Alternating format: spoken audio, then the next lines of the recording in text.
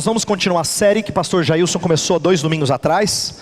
Quem esteve conosco sabe que no domingo passado nós fizemos um intervalo, um parênteses nessa série para tratar de um outro assunto durante o final de semana do feriado. Mas agora nós vamos continuar essa série que fala sobre o Paráclito, que é uma referência ao Espírito Santo, traduzido como Consolador em nossas escrituras. A NVI tem conselheiro, a Almeida atualizada tem consolador. A ideia de Paráclito é uma palavra grega que significa alguém que é chamado para estar ao lado do outro. E as funções que ele pode exercer ao lado de outro podem ser diversas. Por exemplo, a mesma palavra grega é usada em 1 João 2 para falar de Jesus como nosso advogado junto ao Pai. Ele fala assim: escreva essas coisas para que vocês não pequem, mas se vocês pecarem, saibam que vocês têm um Paráclito junto ao Pai, para defender a causa de vocês. Então, essa é uma maneira de entender o sentido de alguém que é chamado para estar junto. Mas, no texto que a gente está expondo, eu e pastor Jailson, de João 14 a 16, o chamado discurso do cenáculo, parece que tem muito da ideia de conforto, mas não só conforto, tem a ideia de encorajamento, de fortalecimento. É isso que o Paráclito faz, e hoje a gente vai ver um pouco mais do porquê que ele é necessário ter essa missão, esse ministério de fortalecedor, daquele que encoraja. Bem, o que nós já vimos nessa série é uma primeira mensagem sobre a vinda. Pastor Jailson pregou 2 domingos atrás. Hoje eu vou falar sobre o testemunho. A gente vai ler o texto daqui a pouco. E no próximo domingo, para encerrar essa série, pastor Jailson vai falar um pouco mais da missão do Espírito Santo. Hoje eu vou introduzir um pouco disso, mas ele vai explorar muito mais no próximo domingo. O que ele disse no domingo passado, que é importante a gente lembrar? Ele falou de Cristo como sendo 3 coisas para nós, que o Espírito veio fazer em lugar dele. Primeiro, Jesus Cristo era a presença do próprio Deus entre nós. Aí Jesus resolve no final do ministério dele dizer assim: então pessoal, estou subindo, tá? E aí eles dizem: não, mas eu não vou deixar vocês órfãos. Quando eles estavam abatidos, ele disse que o Espírito seria a presença de Deus com eles. Inclusive, em João capítulo 14, ele fala, se você der uma olhada na sua Bíblia, ele fala assim, versículo 18. 14, 18, ele fala assim: não os deixarei órfãos, voltarei para vocês. Esse texto, um dos comentaristas que eu estudei, diz que esse texto não se refere à segunda vinda, esse texto se refere à descida do Espírito. O Cristo e o Espírito estão tão interligados, que a descida do Espírito é equivalente a Jesus estar presente com eles. Então quando ele fala, não vos deixarei órfãos, eu voltarei para estar com vocês, é o próprio Espírito que está com eles, e o Espírito quando está com eles é como se Jesus estivesse. Então o Espírito de Deus na vida do seu povo é Deus conosco. Jesus também foi o nosso rabi, o nosso mestre, e ele se apresentou assim e foi reconhecido assim, embora nem sempre as pessoas dessem ouvidos ao seu ensino, mas quando o Espírito vem, ele vem nos guiar a toda a verdade, ele vem nos ensinar todas as coisas que Cristo ensinara. Então a ideia assim, é como se nos 3 anos de discipulado com Cristo, os apóstolos tivessem recebido tanta informação, e a vida deles mudou de cabeça para baixo, de uma tal forma que eles estavam com medo de não ter apreendido tudo que Jesus tinha dito. Aí Jesus fala: calma, vem um outro mestre aí que vai lhes ensinar, e vai fixar tudo aquilo que eu tenho ensinado para vocês. Pensa bem, as pessoas há milênios esperam a chegada do Messias. De repente ele chega, convoca 12, faz um mega seminário de 3 anos, e diz um monte de coisa, que muda o mundo deles, transforma a perspectiva que eles têm da vida, e depois diz: está na hora de eu ir. O medo, eu consigo imaginar, pelo menos imaginar, o medo deles em não conseguir captar tudo que Jesus diz. E se quando a gente for ensinar, a gente inverter as coisas, disser alguma coisa indevida, ele fala: calma, aquele que vem vai ser mestre, ele vai guiar todas as coisas que eu tenho ensinado a vocês. E, por último, o pastor Jailson falou de como o Espírito vinha trazer consolo para esses que perderiam a presença física do seu Senhor. Então, essas 3 coisas revelam que o Espírito vem como uma espécie de substituto. Ele vem realizar a mesma missão, ele vem continuar a mesma missão que Cristo viera a fazer ao mostrar as glórias de Deus a este mundo e remir pessoas. Então, a mesma coisa a gente vê o Espírito fazendo o que Cristo já fizera. Então agora vamos ler o nosso texto e João capítulo 15, versos 18 a 27. Então nós vamos entrar em algumas considerações sobre esse texto. João 15, a partir do verso 18 até o final do capítulo, diz assim: Se o mundo os odeia, tenham em mente que antes me odiou. Se vocês pertencessem ao mundo, ele os amaria como se fossem dele. Todavia vocês não são do mundo, mas eu os escolhi, tirando-os do mundo, por isso o mundo os odeia. Lembre-se das palavras que eu lhes disse: nenhum escravo é maior do que o seu senhor. Se me perseguiram, também perseguirão vocês. Se obedeceram à minha palavra, também obedecerão a de vocês. Tratarão assim vocês por causa do meu nome, pois não conhecem aquele que me enviou. Se eu não tivesse vindo e lhes falado, não seriam culpados de pecado. Agora, contudo, eles não têm desculpa para o seu pecado. Aquele que me odeia também odeia o meu Pai. Se eu não tivesse realizado no meio deles obras que ninguém mais fez, eles não seriam culpados de pecado. Mas agora eles as viram e odiaram a mim e a meu Pai. Mas isto aconteceu para se cumprir o que está escrito na lei deles: odiaram-me sem razão. Quando vier o conselheiro, que eu enviarei a vocês da parte do Pai, o Espírito da verdade, que provém do Pai, ele testemunhará a meu respeito. E vocês também testemunharão, pois estão comigo desde o princípio. Eu vou focar nos versos 26 e 27, que fala do testemunho do Espírito, que é esse é o enfoque da mensagem. Mas eu quero começar com o contexto, para explicar por que era necessário ter o testemunho do Espírito. Então, vamos olhar para o contexto, um contexto de oposição.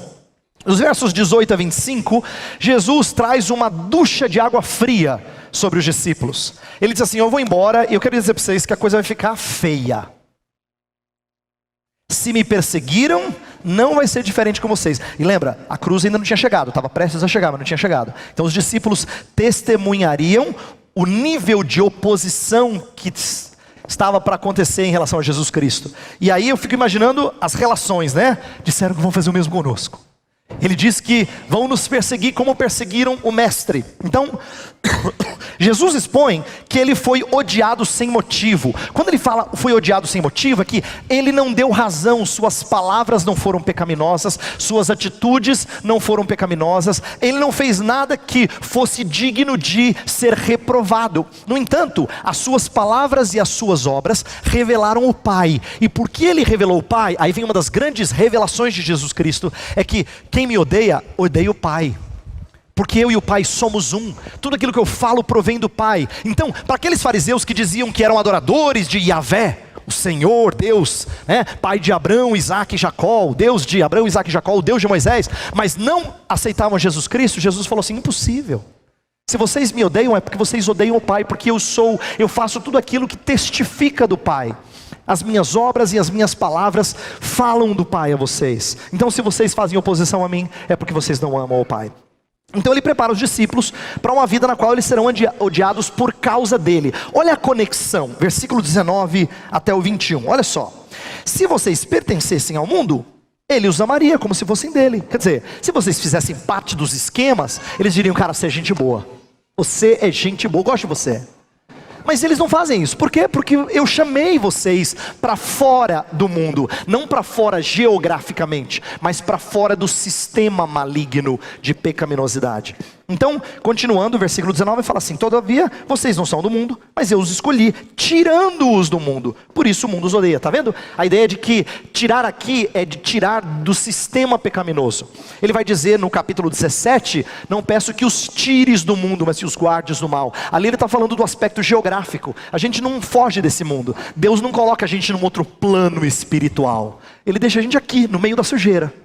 Mas, embora tenha deixado a gente no meio da sujeira, ele vai mostrar que ele os tirou da sujeira, do sistema pecaminoso. Não é que eles não se sujem ainda. Atenção, existe muita riqueza aqui nesse ensinamento. Eles ainda estão sujeitos à sujeira, mas eles não fazem mais parte do sistema. Eles não estão mais escravos desse tipo de sistema.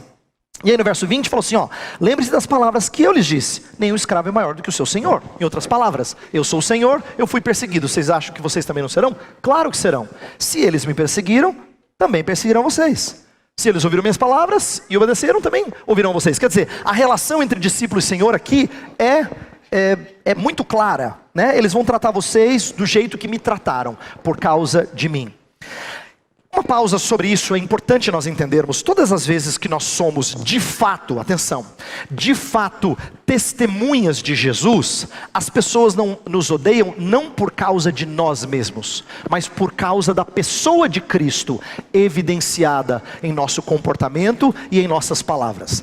No entanto, é importante nós entendermos que nós não devemos dar razão para esse tipo de oposição, tá? Eu coloquei no final do slide aqui que eles seriam odiados mesmo que não apresentassem motivos para tal oposição. Às vezes nós recebemos inimizade por causa de comportamentos indevidos nossos, e aí depois dizem assim, ficam pegando no pé da gente que é crente, parece que a gente nunca pode errar. Não pode mesmo.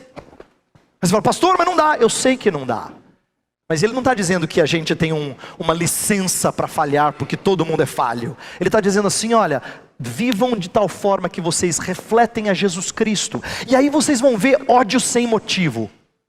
Aí vocês vão perceber o que é odiar sem motivo. Então, Jesus não está preparando eles para uma coisa fácil. No capítulo 16, inclusive, no versículos 1 a 4, ele continua essa ideia de oposição, e ele... O que isso significa? Veja só, eu lhes tenho dito isso tudo para vocês não venham a tropeçar, em outras palavras, para vocês ficarem firmes. Ele está preparando. Estou lendo 16, agora no verso 2. Vocês serão expulsos das sinagogas. Virá o tempo quando quem os matar pensará que está prestando culto a Deus. Olha só, tem gente que vai matar vocês por questões religiosas, porque acham que estão adorando a Deus. Saulo de Tarso foi um exemplo disso. Versículo 3, farão essas coisas porque não conhecem nem o Pai, nem a mim. E aí no 4 ele fala assim, eu estou dizendo isso para vocês, que eu estou avisando. Eu não quero que vocês não estejam preparados para isso. Então é importante a gente lembrar do contexto. Ele é apavorante por um lado, mas ele também é preparatório por outro. Jesus está dizendo para eles o que vai ser. É verdade que às vezes a gente age como menino, né? Quando a mãe fala assim,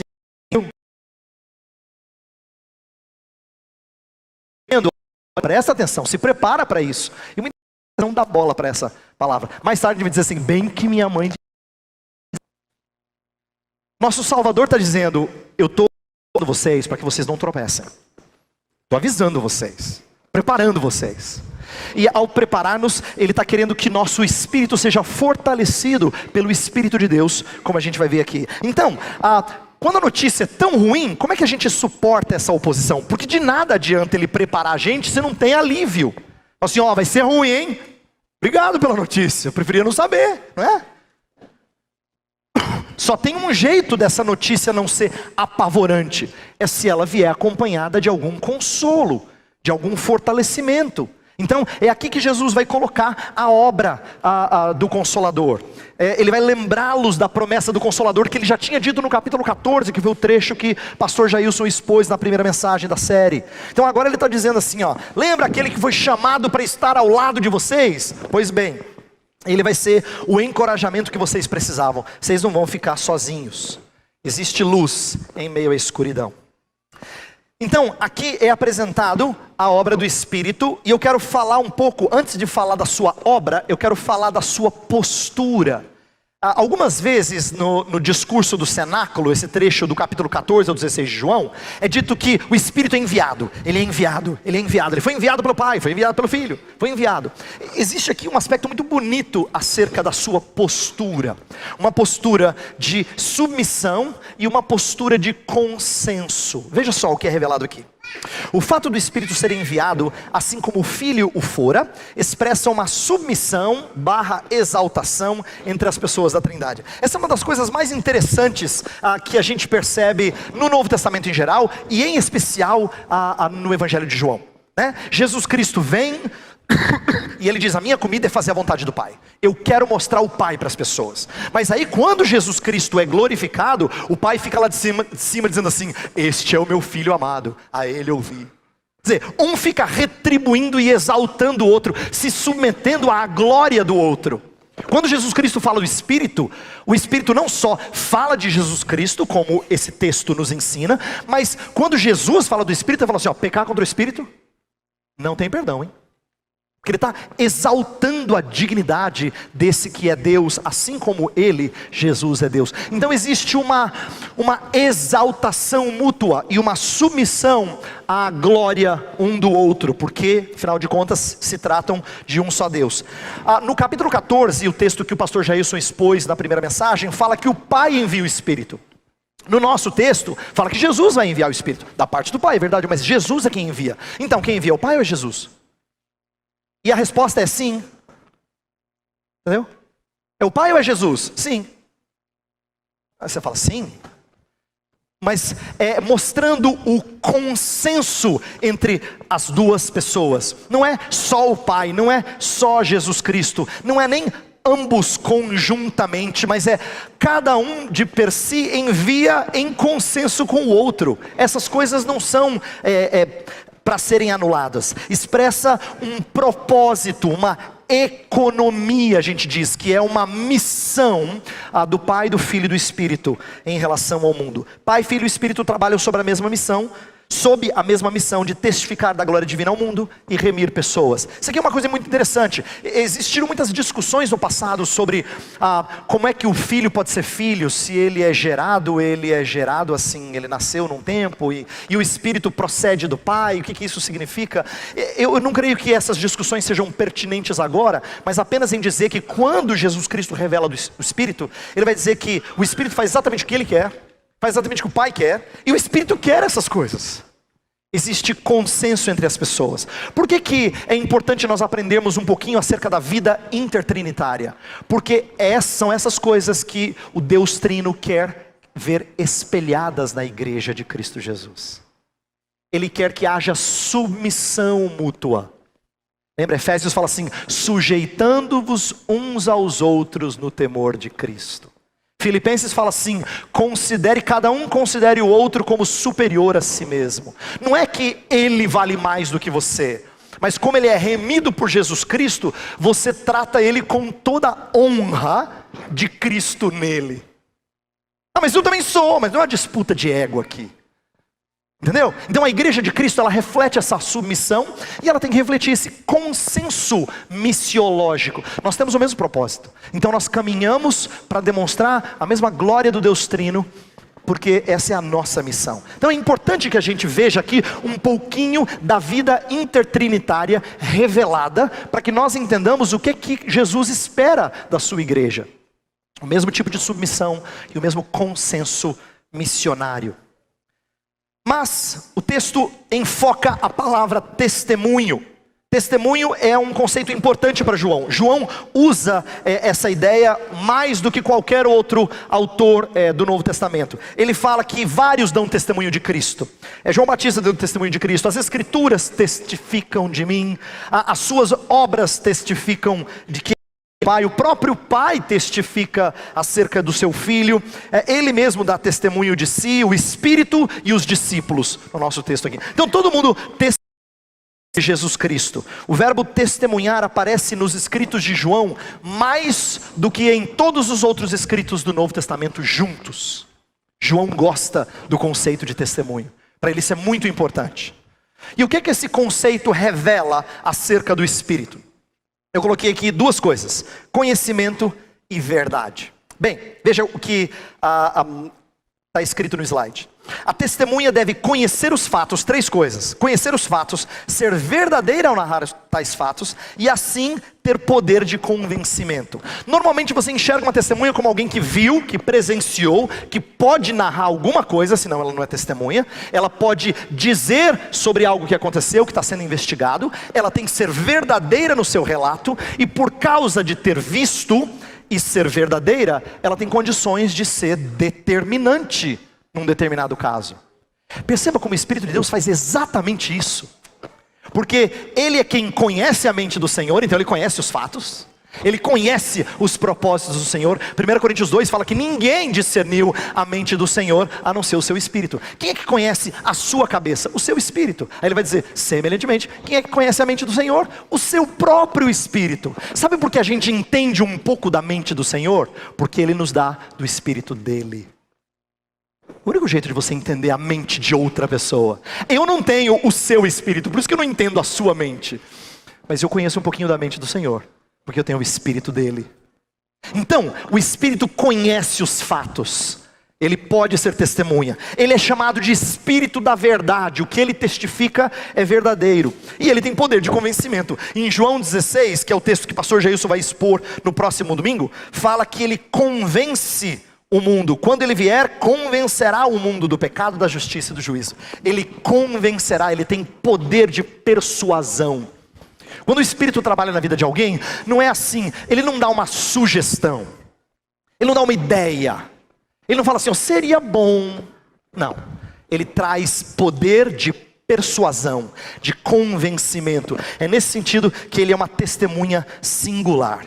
Como uma espécie de substituto de Cristo, ele testemunhará a respeito dele. Essa é o que o texto diz, e é uma referência ao que aconteceria no Pentecostes. Em Atos capítulo 2, narra que os apóstolos estavam lá em Jerusalém, Jesus já tinha subido, estavam aguardando a promessa do Espírito, e o Espírito desceu, e eles falaram. E quem falou na verdade foi o Espírito. É por isso que tem muitos estudiosos que dizem que Atos não deveria se chamar Atos dos Apóstolos, deveria se chamar Atos do Espírito Santo. Porque quem está falando o tempo todo é o Espírito Santo. É o Espírito Santo que está utilizando os discípulos de Cristo para comunicar, para testificar acerca do próprio Cristo. Então, é isso que o Espírito faria. Ele traria a verdade, porque ele conhece os fatos, e ele convenceria as pessoas a quem ele haveria de testificar. É nesse sentido que ele trabalha como testemunha, mas ele não é o único a fazer isso. Existe um aspecto em que o testemunho dele é mediado. Isto é, o Espírito não testifica ao mundo de forma subjetiva, no sentido de que ele falou comigo. Essa é uma das coisas em que infelizmente a igreja evangélica está mais perdido. Ela gosta da ideia de ter o Espírito comunicando diretamente a ela, né? Ela gosta dessa ideia, o Espírito falou comigo. Ah, que legal, puxa, que pena, não falou comigo faz um tempão. Ah, mas comigo ele falou.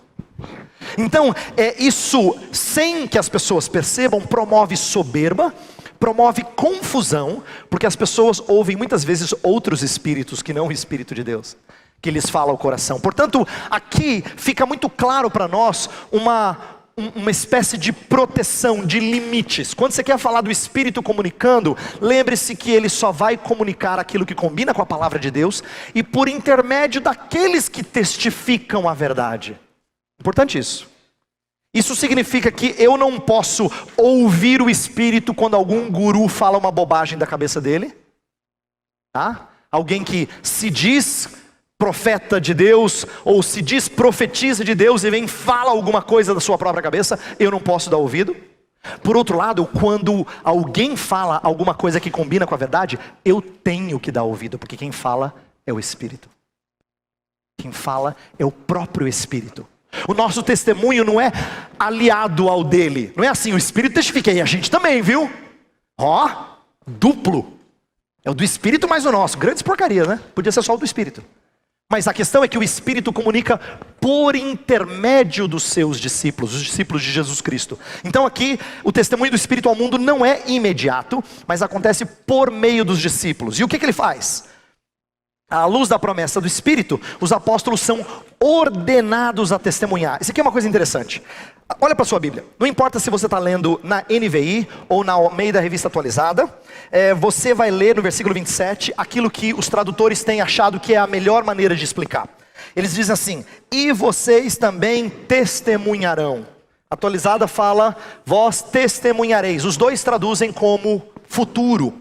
Mas por quê? Porque faz sentido. Se o Espírito vai testemunhar quando ele descer, então vocês também vão dar testemunho. Faz sentido na frase. No entanto, não é assim que Jesus falou. Jesus usou um tempo verbal que pode ser traduzido ou como indicativo ou como imperativo. Há razões para a gente pensar que é um imperativo. Então o que Jesus está dizendo é assim: o Espírito testemunhará, e vocês façam favor de testemunharem, viu? É mais ou menos isso que ele está dizendo. E vocês testemunhem. Ele está dando uma ordem. E por que ele está dando uma ordem? Porque se nós somos a habitação do Espírito de Deus, então testemunhar não é uma opção. Testemunhar é uma necessidade, é um dever. Nós somos feitos testemunhas, a gente leu Atos 1:8, mas a gente precisa testemunhar, assim como nós somos feitos santos e somos chamados à santidade. Existe um aspecto indicativo e um aspecto imperativo dessa realidade. Mesma coisa com testemunho. A gente é testemunha, mas a gente também é chamado a testemunhar de Jesus Cristo. E é isso que está acontecendo aqui. E existem duas razões que estão, uma mais explícita, outra implícita no texto, para eles testemunharem. Primeiro, é uma coisa que se aplica mais aos discípulos, mas é muito interessante. Fala assim, porque vocês têm me acompanhado desde o princípio. Por que Jesus fala isso? É como se ele estivesse dizendo assim, ó, vocês conhecem os fatos. Vocês sabem quem eu sou, o que eu vim a fazer. Então, é como se eles tivessem um direito. Se isso é verdadeiro dos primeiros apóstolos, dos primeiros discípulos, né, os apóstolos, então é, em alguma medida, verdadeiro nosso também. Nós conhecemos os fatos. Não porque a gente manda muito bem, mas porque Deus nos revela essas coisas por intermédio do seu Espírito. Então, é como se a gente, quando falasse a verdade de Deus, em nome de Deus, e alguém dissesse assim, quem é você? Eu sou testemunha do Espírito de Deus. Eu tenho o direito de fazê-lo. Interessante isso. Porque a gente não vem com pompa que é própria, mas como quem é delegado a fazer isso. A gente tem direito de fazer. E ao mesmo tempo que a gente tem direito, a gente tem habilidade sobrenatural. Porque eu não testemunho da minha própria força. Eu testemunho a partir da força do Espírito de Deus em nós. Inclusive, você percebe como o Espírito fez coisas extraordinárias com os discípulos? Ele transformou discípulos que eram anões espirituais em gigantes no livro de Atos. Porque assim, você vê nos evangelhos, vira e mexe, o discípulo abre a boca e ele dá uma bola fora. Percebeu? Ele abre a boca e ele dá uma bola fora. Você fala assim, cara, não é possível. De novo, Pedro. Né? Você fica lendo os evangelhos assim, você fica até rindo deles. Não acredito. Abriu a boca de novo, falou uma bobagem. Em Atos, você vê esses mesmos homens só dando bola dentro. Você fala, meu Deus, o que aconteceu com eles? O Espírito de Deus. O Espírito desceu. Permitiu com que gente antes considerada incompetente falasse agora com ousadia, cheio do Espírito Santo, como está revelado em Atos capítulo 4. O Espírito de Deus desceu sobre eles. E é por isso que agora eles tinham essa ousadia. Inclusive uma coisa que eu não disse para vocês até agora, é que a palavra testemunhar, o verbo testemunhar, em grego é martireo. Você reconhece essa expressão? Porque ela veio a significar, a partir do 2º século, aquele que morre por causa do testemunho. É assim que a gente se refere ao mártir. Mas a palavra originalmente não significa aquele que morre, é aquele que testemunha. Consequentemente, por causa do ódio do mundo, eles passaram a morrer por causa desse testemunho. É por isso que a palavra mártir passou a ter esse sentido para nós, a partir do 2º século. Mas Jesus estava falando do testemunho, do direito que eles tinham e da habilidade sobrenatural que o Espírito lhes daria. Eu quero terminar com algumas aplicações, algumas coisas que eu espero sejam úteis na vida de vocês à medida que a gente pensa sobre esse assunto. A primeira coisa é que não devemos esconder o custo do discipulado, nem esquecer o auxílio divino para tal caminhada. Eu estou colocando elas como se fossem um equilíbrio. Eu sinto que tem gente na igreja que é otimista demais e tem gente na igreja que é pessimista demais. Às vezes a gente lê alguma coisa que as escrituras falam e você diz assim, glória a Deus, é bênção, é só vitória, né? Aí você fala, não meu irmão, o Deus de amor também é o Deus de justiça. Aí você só fala daquilo que é ruim assim. Nenhuma das duas coisas é para ser dita à parte da outra, né? É verdade que nós enfrentaremos oposição. Jesus não traça um caminho tranquilo. E se é um mar de rosas, é cheio de espinhos, entendeu? É um mar de rosas, mas não só as pétalas, né? É cheio de espinhos. Então ele mostra que tem oposição. Ele mostra que a caminhada é difícil. Então, quando você estiver testemunhando para pessoas, e alguém te perguntar assim, que igreja você vai? Eu vou em tal igreja. Tem sido tão bom. Não diga só o que é bom. Fala assim, mas seguir a Jesus não é fácil. Vale a pena, mas não é fácil. Quando a gente apresenta Cristo às pessoas, a gente precisa lembrá-las da oposição que virá, das dificuldades que virão. Parece que Satanás tem mais prazer em fazer aqueles que seguem a Jesus Cristo tropeçar do que a brincar com os que já são dele mesmo. Então ele vai atormentar a vida do fiel. E a gente tem que saber disso. E informar isso aos outros. Dizer, olha, seguir Jesus Cristo não é fácil. Mas não pense você que você está num caminho de escuridão sem luz. Você tem auxílio divino. O Espírito de Deus é a testemunha permanente de Cristo na terra. É como se Cristo estivesse dizendo para você o tempo todo, ó, mas na hora que você receber oposição, lembra que eu estou contigo. O tempo todo. Eu não te abandonei nem um instante sequer. Então, ao mesmo tempo que ele fala de maneira bem realista sobre a realidade da vida cristã, ele também encoraja. Jesus Cristo não traz uma figura otimista nem pessimista. Ele traz a bela realidade de sermos discípulos dele. Então é importante que você comunique isso aos outros, que você apreenda isso, porque isso corrige as suas frustrações. Às vezes que você achava assim que você ia bem no caminho de Jesus Cristo, parece que tudo de ruim aconteceu. Você tem que ser lembrado de que o caminho do discipulado é um caminho difícil. Mas nos momentos em que você está assim amargo e não quer mais continuar com Cristo e tem até ponderado sobre a possibilidade de não voltar mais para a igreja, talvez você já tenha passado por uma fase assim, você tem que lembrar que você tem auxílio sobrenatural. As duas coisas são verdadeiras. Segunda aplicação. A partida de Cristo, que parecia perda, envolveu grande ganho. Assim devemos enxergar o progresso da redenção. Eu acho que Jesus Cristo tem uma lição preciosa para a gente, quando ele fala assim, eu vou partir, mas eu tenho muita coisa preparada para vocês. O discurso do cenáculo, que é do capítulo 14 ao 16, tem uma série de promessas lindas. Vou preparar-vos lugar. Vocês farão coisas maiores do que eu fiz. Fala assim, o Espírito de Deus vai ser o Consolador. Vai estar com vocês, eu não vou deixar vocês. Vocês enfrentarão o mundo, mas tem de bom ânimo, eu venci o mundo. Então vocês vão também experimentar dessa vitória. Ele fala um monte de coisa preciosa, mas é difícil de acreditar. É difícil de acreditar que quando aquilo que mais chamou a sua atenção, mais impactou você, diz para você assim, então agora está na hora de eu sair da sua vida. É difícil de acreditar que a gente vai ganhar. Mas o Senhor Jesus está ensinando a gente a confiar na palavra dEle. Confiar de que o progresso da revelação é assim. Se nós estamos agora num tempo em que Jesus não está mais presente fisicamente no meio do seu povo, nós experimentamos algumas bênçãos ainda maiores do que as pessoas experimentaram antes de Cristo chegar e até durante o ministério de Cristo. Quer ver? Eu vou dar um exemplo.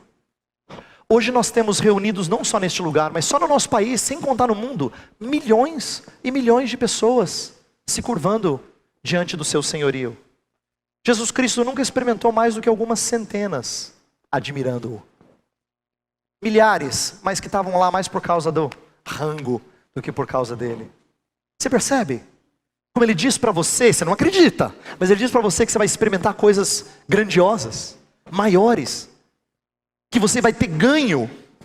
É importante que a gente aplique isso para a nossa vida, que o Espírito de Deus fale conosco nessa hora, porque quando a gente passa por certas situações que parecem o pior, a gente tem a impressão de que a gente deu uma marcha ré. Você percebeu? A sua vida parece que ela tem assim, você às vezes tem a sensação de que você está numa montanha russa. Você fala, pastor, 2 anos atrás eu estava super bem, só subindo na montanha russa, mas tudo que sobe desce, né? Então você fala, hoje eu estou numa descendente, está horrível, pastor, estou desanimado. Mas esse é um conceito equivocado de vida cristã. A gente acha que a vida cristã é repleta de altos e baixos, e no final a gente termina onde começou, embaixo. Não é assim. Jesus Cristo nunca começa a redenção em você e deixa que a redenção tenha uma ré. Não existe nenhum texto na Escritura que permite que você entenda que hoje você é menos remido do que era ontem. Essa é uma das coisas mais preciosas da revelação. A redenção, ela não funciona de forma decadente. Você tem sempre avanço. Pode não parecer, mas tem. Aos seus olhos pode não parecer. Aí Deus às vezes precisa levar você a ter aquela visão do helicóptero, assim. Você fala, nossa. Ele está dizendo para você. Assim como ele disse para os discípulos, eu vou embora, mas o que vem é melhor. Não dá para imaginar isso. Mas é verdade. A partida de Cristo envolveu grande ganho. E nós também temos experimentado contínuo crescimento na graça e no conhecimento de Jesus. Mesmo que não pareça aos nossos olhos. Por último, se as nossas palavras parecem suscitar apenas oposição da sociedade, O Espírito possui poder de convencimento. Essa é a parte que tem que nos encorajar a testemunhar. Porque é verdade, tudo que você vai falar, alguém vai olhar e dizer assim, que absurdo, que retrógrado, né? Você é uma pessoa atrasada. Nós estamos no século XXI, Rodrigo. Eles querem dizer assim, nós somos pessoas evoluídas. Que absurdo que você fala. É verdade, nossas palavras elas só batem em ouvido surdo. Batem e caem. Você fala, meu Deus, não é possível, eles não dão ouvidos. Aí Deus te lembra que, às vezes, uma frase, às vezes, um conceito, mexe com uma pessoa. E ela vem falar com você um tempo depois, dizendo assim, ó, é verdade, eu não te ouvi muitas vezes, mas uma vez você me disse isso, isso, você nem lembra que você disse aquilo. Mas você disse isso, isso, isso, e fez sentido para mim. O poder do Espírito é extraordinário. Ele tem poder de convencer o mundo do juízo, da justiça, daquilo que transforma as pessoas. Versículo 16:8 fala do pecado, da justiça e do juízo. Eu quero que você entenda que o Espírito pode convencer no sentido de mostrar a perdição às pessoas, assim como trazê-las ao conhecimento salvador de Jesus. Então, testifique com essa noção de que as suas palavras vão suscitar oposição. Quando você falar, inclusive você vai ser tentado a não falar, você fala assim, eu não vou falar não. Eu sei que vai dar rebu aqui. Vai ser ruim. Eu vou falar, vai dar confusão. Aí você se retrai, não é? Você segura. Você fala assim, é melhor não falar. Fala. Mas vai dar briga. Fala. Porque o Espírito de Deus tem poder de convencimento. Ele faz com que uma palavra aparentemente inútil possa impactar e transformar pessoas. Eu quero que você acredite nisso. Eu quero acreditar nisso. É por isso que a gente tem que pedir que o Espírito nos ajude a receber essa promessa de Cristo como sendo verdadeira e transforme nossa postura neste mundo. Vamos orar. Pai do céu, estamos diante da Tua palavra com essa promessa de um Consolador que seria testemunha. Ele já veio, habita em nós e nos transformou em testemunhas do Teu Filho. No entanto, alguns de nós ainda não experimentaram da oposição e do deleite de ser perseguido por causa do nome de Cristo. Então precisamos acordar para isso, Senhor.